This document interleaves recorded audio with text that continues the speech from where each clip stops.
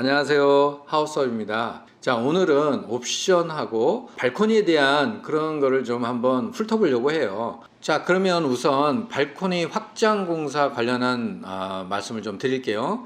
우선 7484 타입 같은 경우에 보통 가격이요, 지금 한 830만원 정도 때부터요 990만원대까지 있어요. 타입별로 다양한데요, 발코니 확장하고 옵션 같은 경우는요, 계약금 20%, 1차 중도금, 2차 중도금으로만 나뉩니다. 그래서 각각 30%씩 그렇게 지급이 돼야 될 것 같고요. 나머지를 잔금 때 지불을 합니다. 예를 들면 74A 같은 경우에 879만 원인데요. 계약금 20% 하면 175만 8천 원 정도 되는 것 같고, 1차 중도금 30% 하면 263만 7천 원인데요. 이거는 10월 16일 날 납부하도록 돼 있네요.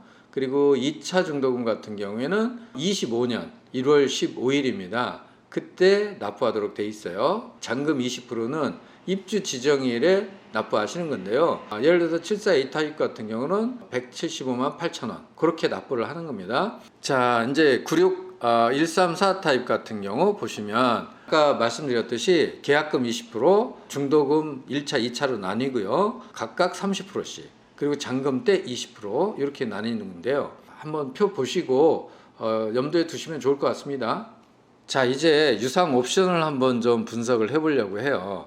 유상 옵션의 품목들이 너무나 다양하고 복잡합니다. 그래서 지금 저희가 화면상에 시트에 좀 글씨를 키워서 좀 보기 쉬우시게 하려고 했는데도 불구하고 많이 작아요.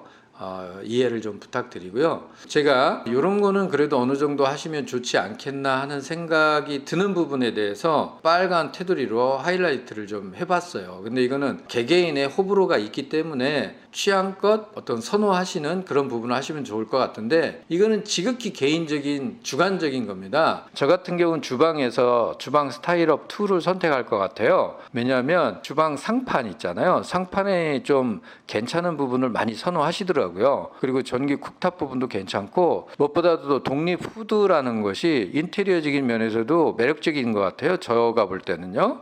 현관 창고 부분도 굉장히 매력적으로 느껴져서 저 같은 경우는 주방 스타일업 2를 선택할 것 같다 이렇게 생각한 거고요. 천정 같은 경우는 단순히 우물 천정도 괜찮은데요. 저는 그래도 주부님들 주방에서 이렇게 가족을 위해서 맛있는 요리를 하실 때 간접 조명이나 이런 특화된 조명, 그 시트 판넬 같은 게 최소한 있어줘야 아무래도 좀 매력 있지 않을까 싶어서 제가 이렇게 선택을 했고요. 식탁 같은 경우에 아일랜드 일체형 식탁, 세라믹 판넬 상판, 저 같으면 이제 이런 거를 선택할 것 같다 이렇게 생각을 했습니다. 자, 그러면 그 내용들을 이제 가격표로 반영을 합니다. 주방 스타일업 2에서 인덕션을 선택을 하게 되면 74A 같은 경우 820만 원 정도 하고요. 주방 천정 스타일 업을 하면 146만 원 정도 하네요. 제가 지금부터 이제 중점적으로 표현 드릴 거는 74A 타입을 표현 드리려고 합니다. 만약에 이제 제가 주방 천장 스타일업에서 평수가 대형 평수로 갈 때는 저는 주방 천정 스타일업을 원을 할 것 같아요. 여기에 표시는 그렇게 해봤습니다. 자, 이번에는 현관하고요, 냉장고 키 큰 장 같은 거라든지 침실에 뭐 붙박이장 들어가는 이런 부분의 옵션 내용인데요. 아까도 말씀드렸듯이 지극히 제 주관적인 걸로 진행을 할 겁니다. 그러니까 왜 저런 걸 선택하지라고 해서 나무라셔도 괜찮습니다. 그냥 저라면 그렇게 한다는 거니까 이해 다시 한 번만 부탁드릴게요. 저는 현관 3연동 자동문은 조금 고려 대상이 아닙니다. 왜냐하면 분명히 모델하우스에 있는 거 옆에 버튼이 있던데요, 그걸 눌렀을 때 열리고 닫히고 하는 것 같은데, 이런 자동 같은 경우는 아무래도 고장도 날 수도 있고요, 전동 시스템이 또 오류 날 수도 있고, 이런 부분들 때문에 저는 좀 비선호적인 취향입니다. 냉장고 키 큰 장 수납 특화는 저라면 꼭 할 것 같습니다. 그 구조나 이런 것들이요 너무 잘 나왔더라고요. 그래서 저라면 이건 선택할 것 같고요. 그 다음에 이제 침실 1 드레스룸 특화 이렇게 돼 있는데 저는 침실 1 화장대하고 드레스룸 특화를 선택할 것 같습니다. 이거는 가격도 가격인데요. 가격 생각하지 않고 할 것 같아요. 우리 주부님들을 위해서, 아내를 위해서 당연히 안방에는 화장대를 비치를 해야 될 것 같다 이렇게 생각을 합니다. 그리고 드레스룸도 특화해서 그렇게 해야 된다, 저는 이렇게 생각을 합니다. 그리고 나머지는 뭐 제가 생각할 때는 고려 대상이 아닌데 붙박이장에 작은 방 둘 중에 하나는 설치를 해줘야 된다고 생각을 합니다. 왜냐하면 자녀가 있는 경우는 이제 자녀가 쓸 그런 공간에 붙박이장을 해주는 역할도 되고요. 혹시 자녀가 없는 그런 경우에라도 수납 공간을 확보할 수 있는 굉장히 유용한 공간인 것 같아서 저는 꼭 할 것 같습니다.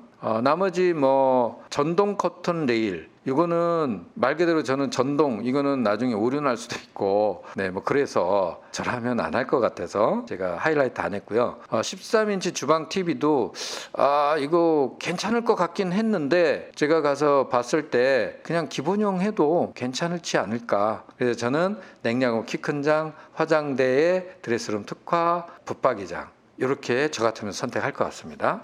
자, 이번에는 거실, 복도, 주방 바닥 부분인데요. 저는 제일 비싼 거를 선택을 했어요. 왜 그러냐면 아무래도 손님이나 찾아오셨을 때 이 원목이 아닌 거는 좀 눈에 확 띄더라고요. 물론 포슬린 타일 이런 것도 굉장히 괜찮긴 해요. 근데 저는 이거 역시 취향입니다. 저는 약간 찬 기운이 느껴지고 그렇더라고요. 그냥 저는 원목을 좋아하는 편이라 원목 마루를 선택을 했습니다. 아까 말씀드렸듯이 저는 74를 지금 주로 말씀드리고자 해서 9699 이쪽 타입에는 제가 하이라이트를 안 했습니다. 자, 요번엔 시스템 에어컨을 말씀을 드릴게요. 시스템 에어컨 같은 경우는 저는 안방, 주방, 작은 방 둘 전부 다 설치를 할 겁니다. 자, 요 부분은 역시 대형 평수죠. 대형 평수인데 역시 제가 74를 기준으로 하려고 하기 때문에 여기에는 하이라이트를 안 했고요. 보통은 한 720만 원에서 1100만 원 정도 이렇게 왔다 갔다 하네요. 자, 이번엔 제가 시스클라인에 대해서 말씀을 좀 드려보려고 해요. 역시 74 타입이기 때문에 여기에 하이라이트를 했습니다. 주방하고 침실 2, 침실 3에 저라면 설치를 하겠다는 겁니다. 물론 이걸 안 할 수도 있어요. 안 할 수도 있는데 황사라든지 미세먼지, 요즘에 이제 환경 이런 오염적인 부분이 너무 많다 보니까요. 기본으로 설치되어 있는 환기 시스템은 있어요. 아무래도 공기청정 시스템이 들어가 있는 그러한 시스클라인을 하면 쾌적한 환경에서 주거 생활을 영위하지 않을까 싶어서 저는 이 시스클라인을 선택하겠다 이렇게 표시를 해봤습니다. 자, 이번에는 빌트인 냉장고 또는 빌트인 김치 냉장고, 광파 오븐, 식기세척기, 쿡탑 이런 것들이 있는데요. 저 같은 경우는 광파 오븐하고 식기세척기는 좀 필요하지 않겠나. 저는 광파 오븐에다 고구마를 구워 먹어도 굉장히 맛있더라고요. 그리고 식기세척기는 굉장히 유용하게 잘 쓰는 것 같아요. 이것도 역시 제가 설치하겠다 이렇게 한번 초이스를 해봤습니다. 자, 지금까지 말씀드린 이 내용들은 전부 다 부가가치세가 포함된 금액입니다. 그래서 나중에 부가세를 별도로 또 지불해야 되고 이런 건 아니니까요. 그렇게 이해하시면 좋을 것 같습니다. 자, 이제 제가 선택했던 거를 한번 정리를 해봤습니다. 74 타입 기준입니다. 74 타입 기준으로 확장비 879만 원이고요. 주방 스타일업을 인덕션 선택을 했을 때 820만 원이고요. 주방 천정 스타일업, 우물천장 스타일이잖아요. 요거 했을 때 183만 원. 냉장고 키 큰 장 수납 특화. 요거는 제가 너무 하고 싶은 개인적인 욕심이 나는 부분입니다. 요거가 163만 원. 그 다음에 화장대하고 드레스룸 특화, 요게 402만 원. 그 다음에 이제 작은 방 붙박이장, 요게 93만 원이고요. 거실 복도, 주방, 침실 바닥 원목 마루, 요게 좀 가격이 나갑니다. 833만 원. 그리고 시스템 에어컨은 4대 해서 721만 원. 그 다음에 공기청정 시스템, 요거 세대 해서 248만 원. 그리고 광파 오븐기, 식기세척기, 이렇게 해서 다 더해보니까 4,506만 원이 나오더라고요. 요 정도 하면 4천만 원이 넘겠구나. 이렇게 제가 한번 생각을 해봤습니다.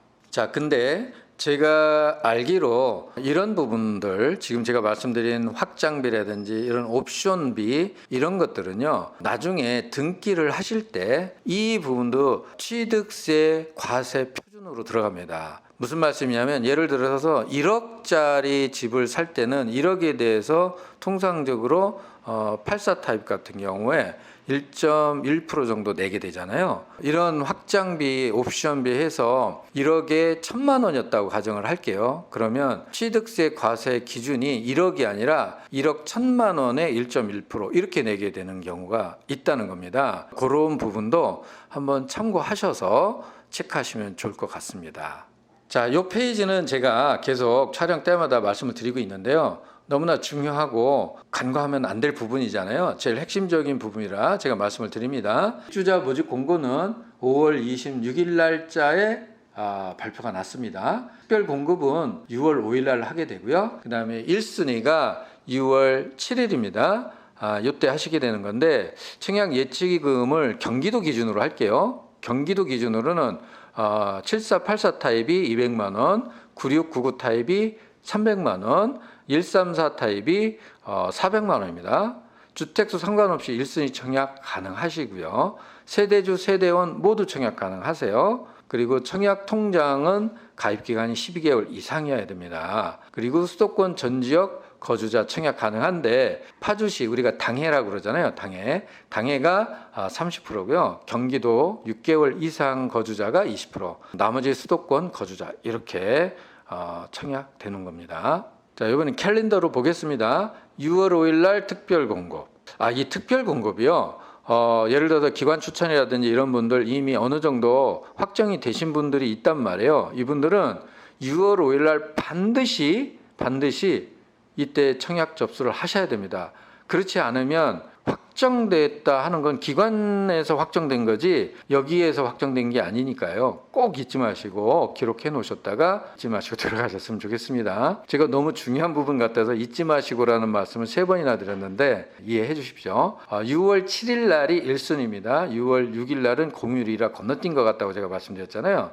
그때 1순위 청약 가능하시고요. 자, 이 청약은 현장에서는 거의 받지 않는다고 보셔야 됩니다. 그래서 청약홈 들어가셔서 하셔야 되는데, 미리미리 공인인증서, 공동인증서, 금융인증서 꼭 준비를 하셨으면 좋겠습니다. 6월 14일 날 당첨자 발표가 있을 것 같아요. 그래서 6월 14일 날 꼭 체크도 한번 해보시고요. 이 부분 또 중요합니다. 6월 16일부터 22일까지 당첨자 서류 접수하고 이거를 심사를 합니다. 당첨자로 발표가 나서 당첨이 되셨더라도 서류에서 결격 사유가 나면 안 되는 경우도 있고요. 뒤늦게 잘 모르시는 분들이 예를 들어서 지금 6월이라고 할게요. 6월 23일 날이나 이때쯤 가셔서 서류 이렇게 검토하시려고 안 됩니다. 꼭 이때 미리 알아주셨다가 서류 접수하시기 바랍니다. 다 아시는 내용이겠지만 너무 중요한 부분이라 제가 자꾸 강조드리는 점 이해를 해주세요. 자, 그리고 나서 이제 대망의 계약 체결인데요. 6월 26일 월요일부터 6월 29일 목요일까지입니다. 이때는 본인이 가셔도 되는데요. 본인이 부득이하게 못 가시는 경우에는 위임장 작성하셔서 인감증명 첨부하시고 대리인도 가능하시니까요. 한 번 더 확인하셔서 미리미리 준비하시면 좋을 것 같습니다. 청약하시는 모든 분들에게 좋은 소식과 또 행복한 그런 소식이 찾아왔으면 좋겠다 싶어요. 지금까지 부동산 전문 유튜브 채널 하우스업이었습니다. 저희는 부동산업이라는 그런 채널도 운영하고 있어요. 관심 있게 봐주셨으면 감사하겠습니다. 자, 지금까지 부동산 전문 유튜브 채널 하우스업이었습니다. 감사합니다.